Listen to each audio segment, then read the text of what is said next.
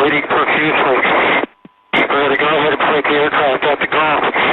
We have 3 hours of fuel left.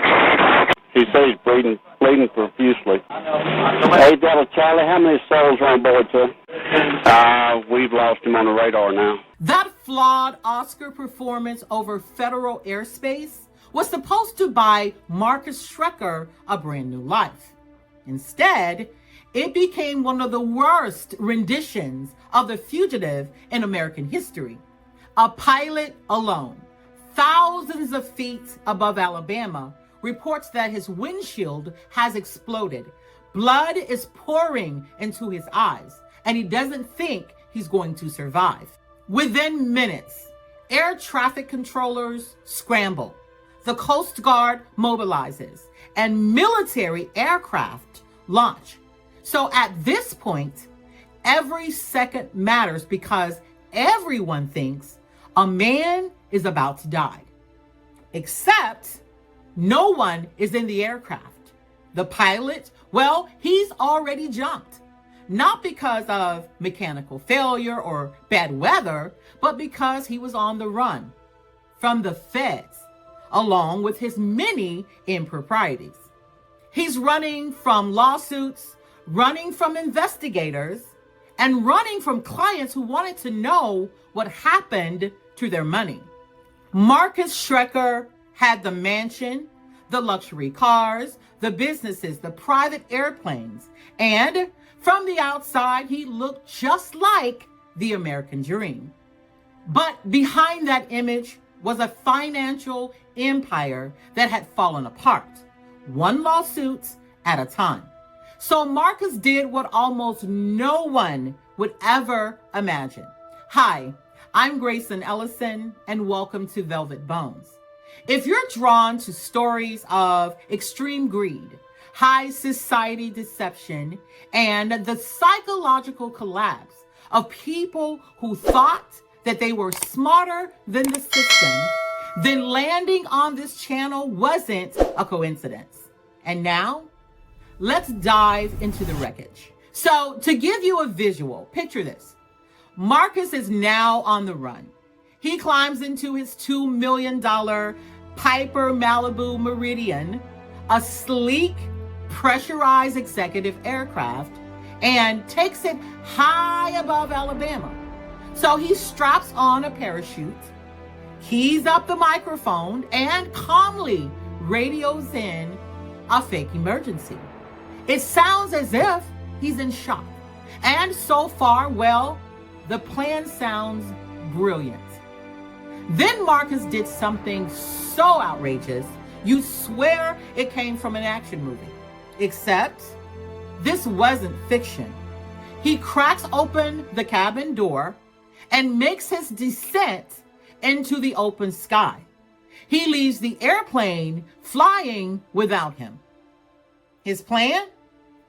Let the airplane keep flying south, disappear into the Gulf of Mexico, and then take every problem with it. Every lawsuit, every accusation, every secret, because if there's no body, then there's no trial, no questions, right?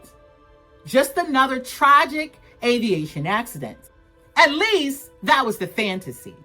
But the reality was that Marcus forgot one thing: physics. Airplanes don't disappear because you want them to. They leave a trail, and investigators, well, they know how to follow that trail. Because Marcus's luck, well, it wasn't over yet. And before this story is finished, police would unknowingly give the fugitive a ride to a hotel. So yes, Marcus survived the jump. He was still standing, albeit alone, wet, and covered in adrenaline. But the performance was just beginning. Muddy and playing the part, he stumbles to a nearby home. He knocks on the stranger's front door and, with a straight face, claimed that he had been in a canoeing accident. Amazingly, they believed him. And before anyone connected him to the missing aircraft, local police stepped in to help, completely unaware that they were assisting the very man everyone would soon be searching for. So the police actually drove Marcus to a nearby hotel where Mr. Lucky checked in, and after waiting until the coast was clear, he walked out the door, retrieved the motorcycle that he had hidden the day before, and disappeared again. Now, to understand why a married father with a 10,000 square foot waterfront estate decides that parachuting into a swamp sounds better than going home, you'll have to understand who Marcus Schrenker actually was. Marcus was Indiana's favorite financial hotshot. He built a cluster of firms: Heritage Wealth, Icon Wealth, and Heritage Insurance, trading on one very important thing: trust. So in high society, extreme luxury isn't vanity, it's an aesthetic, a deal breaker, if you will. So when potential investors saw the $4 million estate in Cocktail Cove, the luxury sports cars, and his private plane, they thought, well, this guy has to be legitimate.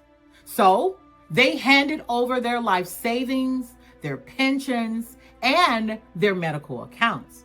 What they didn't know was that Marcus didn't own any of those luxury items. The plane, financed by Harley-Davidson credit. The mansion, leveraged. The cars, leased. Marcus wasn't investing money.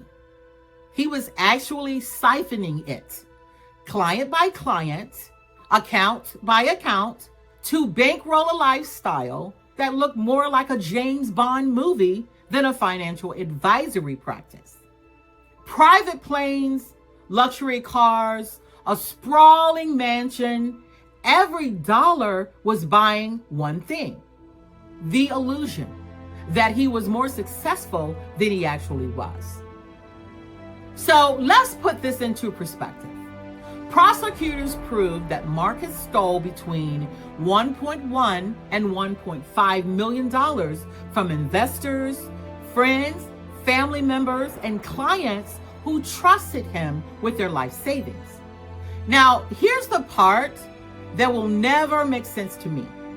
Marcus Schrenker wasn't some career criminal hiding in the shadows. He had a Purdue education, a securities license, and high net worth clients.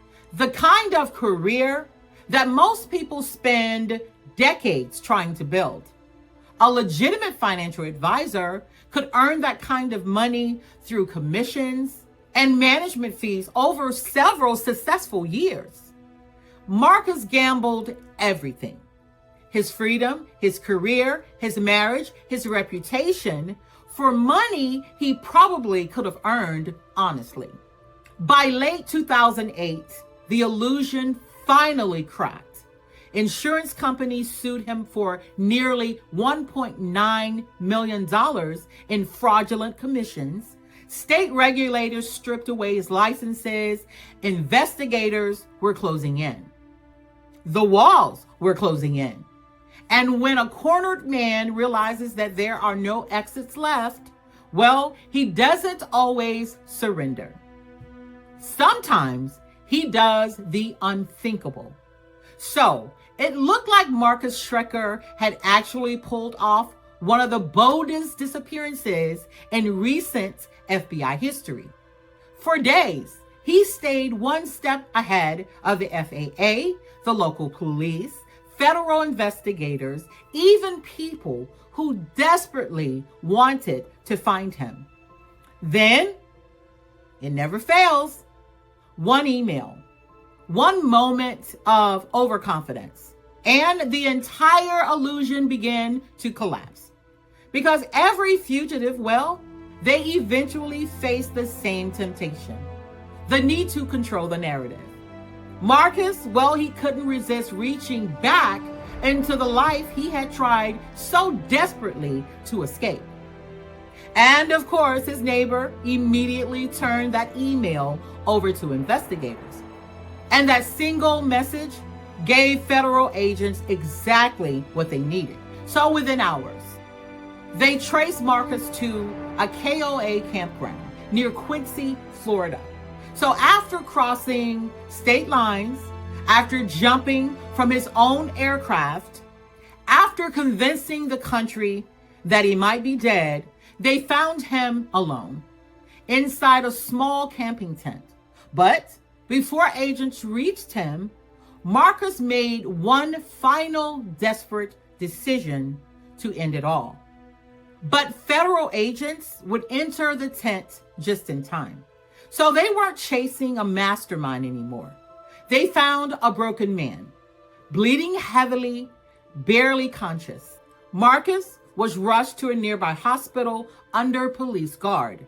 And less than 48 hours after abandoning his aircraft over Alabama, the nationwide manhunt was over. Inside a courtroom, Marcus never stood before a jury. He pleaded guilty in federal court. He admitted to everything, intentionally destroying his own aircraft and triggering a false distress call that launched a massive search and rescue operation. The sentence? 51 months in federal prison, more than $906,000 in restitution, including repayment to the United States Coast Guard for the unnecessary rescue effort. He also had to repay Harley-Davidson's credit for the airplane that he deliberately abandoned. Then, Indiana prosecutors took their turn. Marcus pleaded guilty to 5 felony counts of securities fraud. The judge added another 10 years to be served after his federal sentence, not concurrently, in addition to. So one courtroom after the other, the life that Marcus had built disappeared. His investment business collapsed. His professional licenses were revoked. Civil lawsuits piled up. His marriage ended in divorce. The mansion, gone. The aircraft, gone. The image that he had spent years trying to create was gone. Marcus was released from prison in 2015.